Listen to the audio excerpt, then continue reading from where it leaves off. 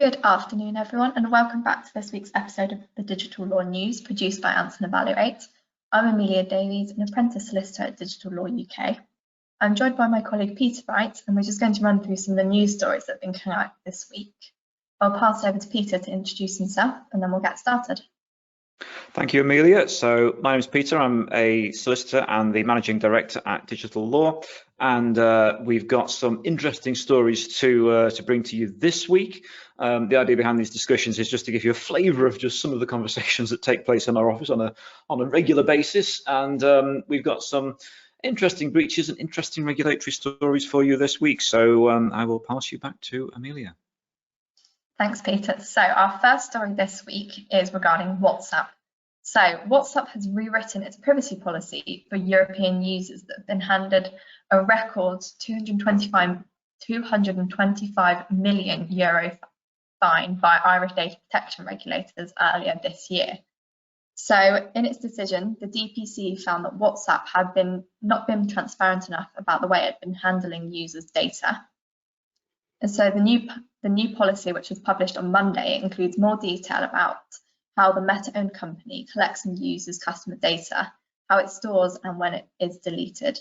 So I'll hand over to Peter to kind of talk through the rest of this one. Thanks, Amelia. So once again, for the benefit of those at the back, this is an exemplar of the fact that WhatsApp is not suitable for business-related purposes. If you are either using it for work or you're considering using it for work, don't is the takeaway from this.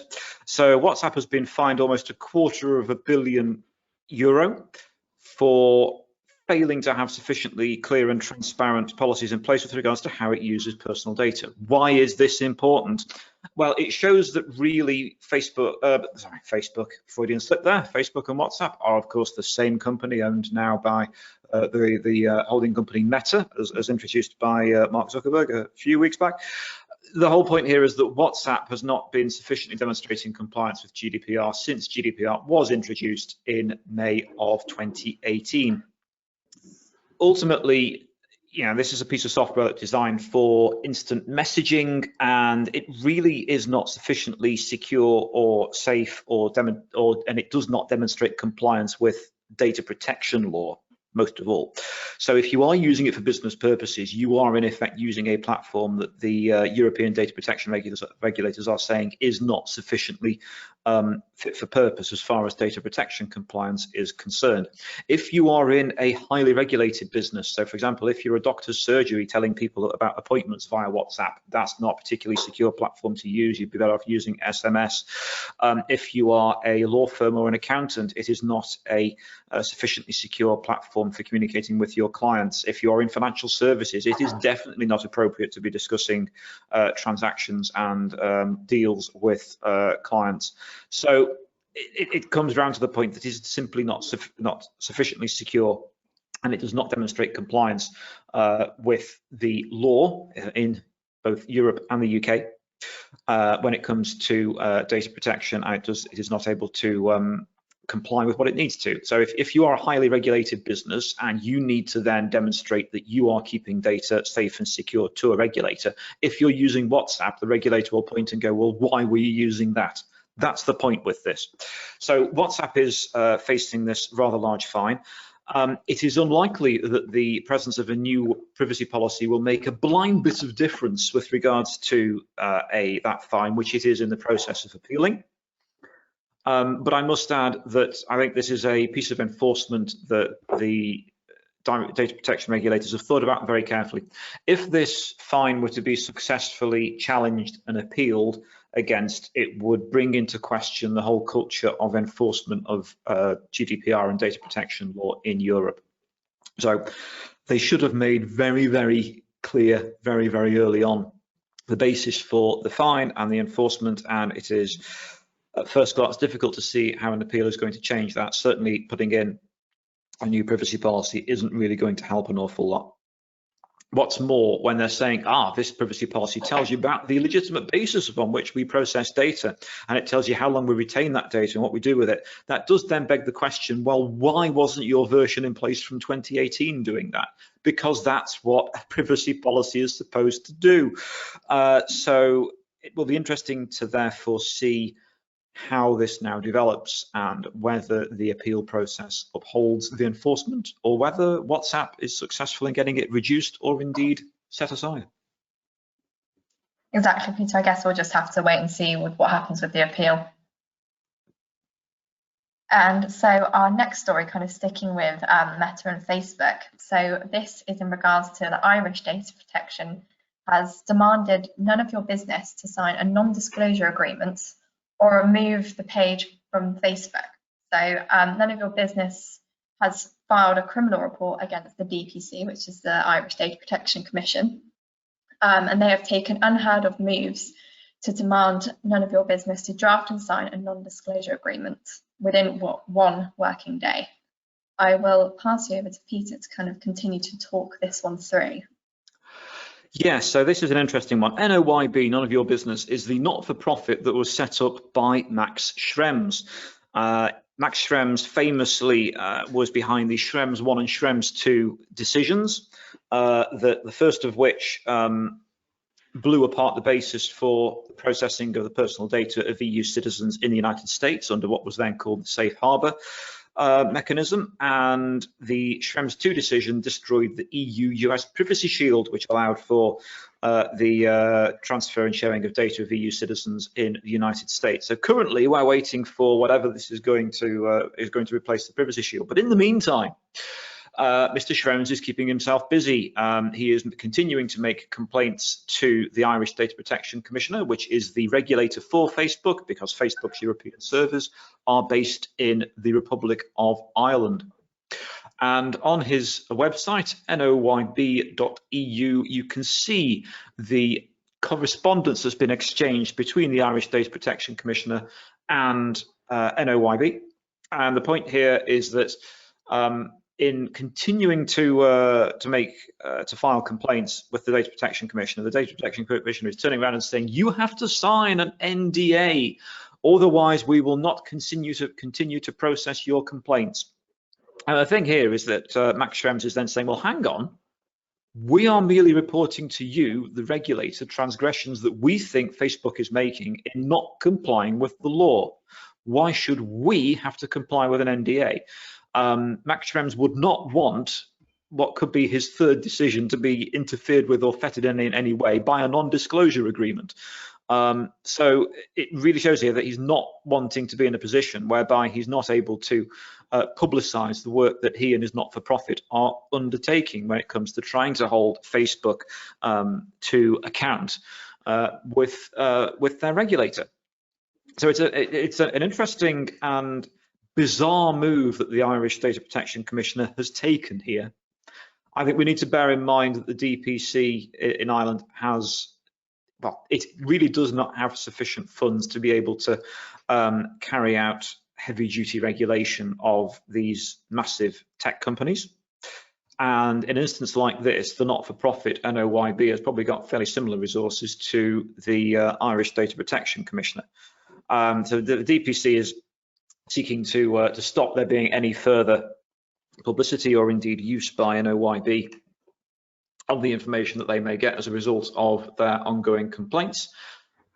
And ultimately, you know, as a privacy campaigner, Max Schrems is not going to want to agree to any form of an NDA, and that's why he has, in his native Austria, filed a report of this incident of what would appear to be blackmail and coercion, saying you must sign this NDA, otherwise we will not deal with your complaints, saying that this is in effect a request by the Irish Data Protection Commissioner for a speech marks, in quotes, quid pro quo, close speech marks, that wonderful phrase that we all got very familiar with in the last year of Donald Trump's presidency. So the point here is that he has reported this in Austria because ultimately, by trying to say you have to fill in the NDA and sign it, otherwise we won't deal with the claim, he says that constitutes bribery under Austrian law. So therefore, the Austrian law, Austria should investigate this action by the Irish Data Protection Commissioner. All a bit of a mess, all something that could probably have been taken care of if calmer heads were prevailing, but clearly this is not happening. And this is just an example of the ongoing thorn in Facebook's side that Max Schrems and his not-for-profit NOYB have become. So moving on to our next story today. So this is about a suspected data breach at the Dorset Council, and it is to be investigated by the Information Commissioner's Office, also known as the ICO. This potential breach was first noticed in September, according to the local Democracy Reporting Service. So this issue affected one department and has been flagged as amber on the council's traffic light risk grading system. So I will pass over to Peter to continue this. Thanks, Amelia. I mean, it looks like at the moment not an awful lot of information is in the public domain because it's been reported that this breach occurred in September, and it's probably been reported, well, it will have been reported to the Information Commissioner's Office. They'll be investigating, and then they may or may not take regulatory action and enforcement on the back of it. I think the key thing to bear in mind, though, here is that even before the introduction of GDPR, the long list of monetary penalty notices enforced by the UK Information Commissioner was always very heavily weighted towards the public sector, very heavily weighted towards local authorities. And as we can see here, local authorities continue to fall foul of data protection law and have significant data protection breaches, which is a concern given that by their nature local authorities are usually dealing with very large volumes of what can be very sensitive personal data. So who knows what information this relates to. Don't forget, local authorities do things like running care homes, so they can sometimes be handling people's medical records. They can be handling financial records if people are being means tested for the support they may receive from their local authority. Before too long, you can see that there could be an awful lot of very sensitive data involved in here, and by definition, our local authorities dealing with tens of thousands of people's personal records. So this is a concern. And who knows where it may end, though I think it's also worth pointing out that in terms of enforcement by the UK Information Commissioner in relation to data protection breaches, the actual volume and size of enforcement when it comes to GDPR post 2018 has been very small. As I say, GDPR incorporated into the UK by the UK Data Protection Act 2018.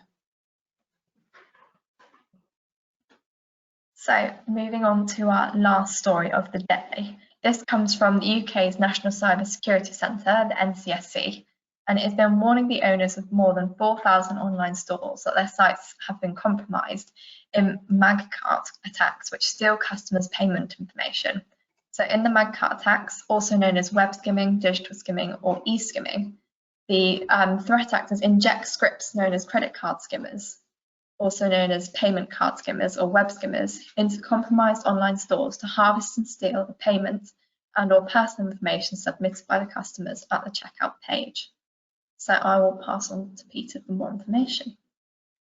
Thank you, Amelia. So I think this is a very timely story because it goes, in particular with the current supply chain disruption, lots of people are undertaking their Christmas shopping, and many are doing it a little bit earlier than they might otherwise have done so they can buy things while they see them now.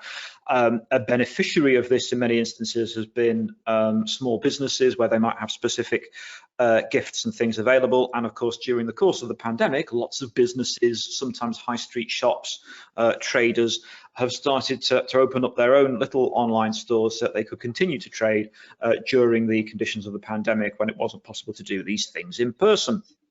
So while that's great that those businesses were able to get online and still make money, it is then a worry and significant concern that the government here through the National Cyber Security Centre is saying that thousands of, potentially more than 4,000 individual online stores could have been affected by this hack. The use of payment skimming software isn't a new thing, but as you can imagine, it can potentially get a hacker a very large sum of money for a comparatively small amount of effort. If it is skimming amounts off individual transactions, even if you're only skimming a few pennies off each transaction, if you're doing that on hundreds of thousands of transactions, that all begins to mount up very, very quickly. We also know at the moment there is a lot of pent-up demand in the economy. There are very high sales. Some organisations are experiencing very high turnovers.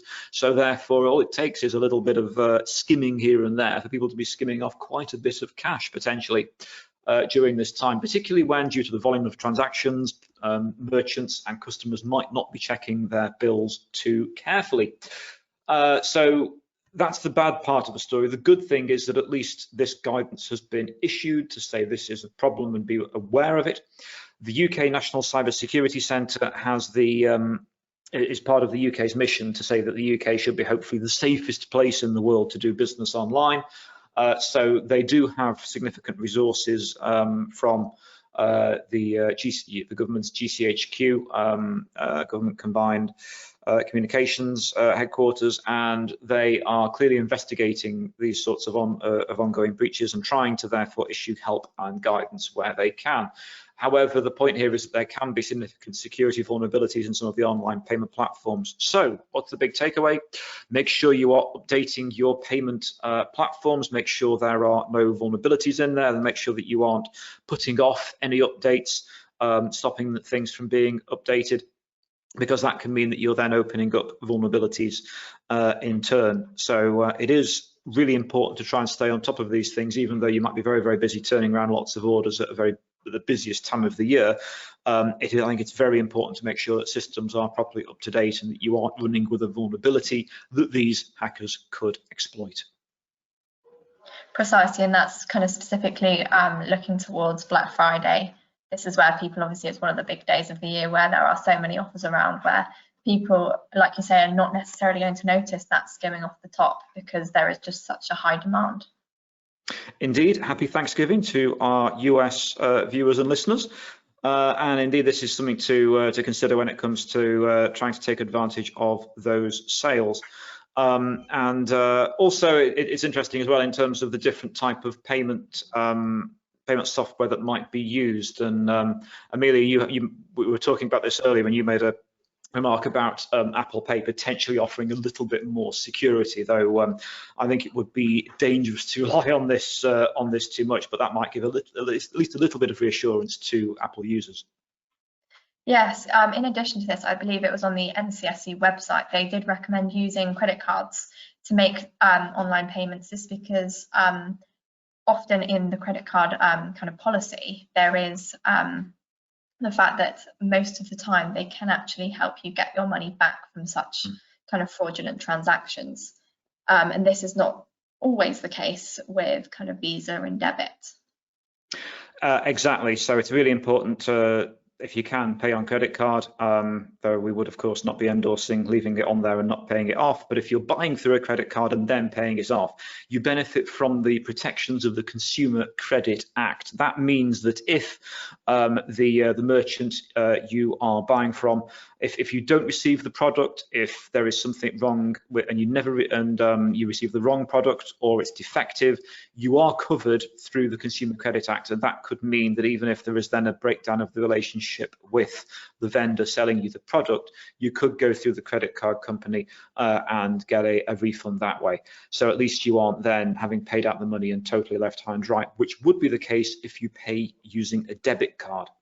Furthermore, as well, if you pay with a credit card, that means that the only sum at risk is the funds on the credit card. If you're paying using your debit card and that account is then compromised, of course, they could get into your bank account and your hard-earned money may be at risk.